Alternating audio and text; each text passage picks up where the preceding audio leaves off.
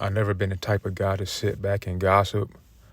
I've never been that person to sit and judge someone on what they did in their life, the mistakes they made, because I know I've done things in my life that I'm not proud of. And there's things I'm struggling with now. I'm not a hypocrite, so I don't do all that gossiping and judging people. I don't do that. But if you're that type of person to sit back and judge folks and gossip, the one thing you need to do is go in the bathroom and look at yourself in the mirror and analyze your life.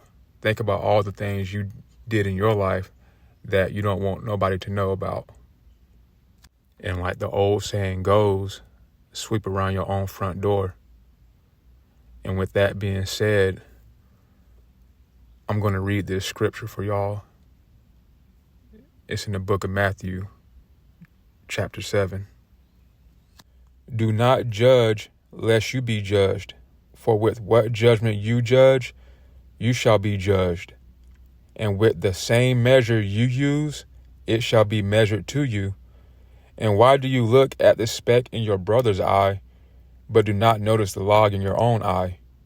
Or how is it that you say to your brother, let me remove the speck out of your eye, and see, a log is in your own eye?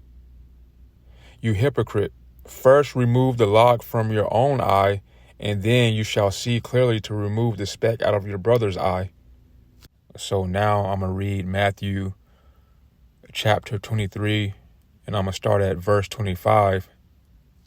It says, woe to you, scribes and Pharisees, you hypocrites, because you clean the outside of the cup and dish, but inside they are filled with greed and unrighteousness. You blind Pharisee, first clean the inside of the cup and dish, so that the outside of them becomes clean too. Woe to you, scribes and Pharisees, you hypocrites, because you are like whitewashed tombs, which look beautiful on the outside, but inside you are filled with dead men's bones and all uncleanness. So you too outwardly indeed appear righteous to men, but inside you are filled with hypocrisy and lawlessness. With that being said, don't be the type of person to sit back and gossip and judge someone, knowing that your spirit is unclean too. You have skeletons in your closet. With me personally, I don't care what type of crime somebody committed. That has nothing to do with me. Because after that person passed away, he or she has to answer for what they done on this earth and what they said.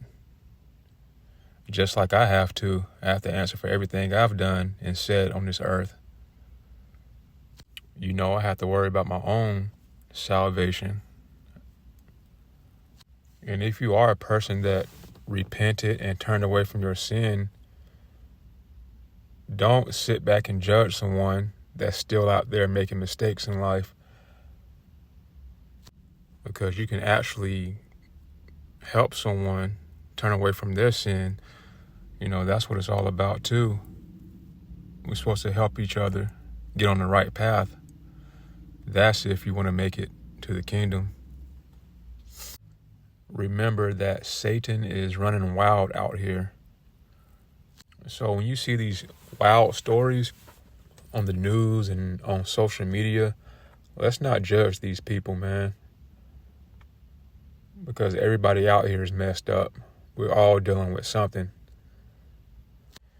And plus, there's a war between the flesh and the spirit. And most of us is allowing that flesh to win. And that's why before we walk outside, we need to put on that full armor of the Most High. We're out here doing things that feels good to the flesh and not realizing that it's killing us spiritually. So we need to starve the flesh and feed our spirit instead.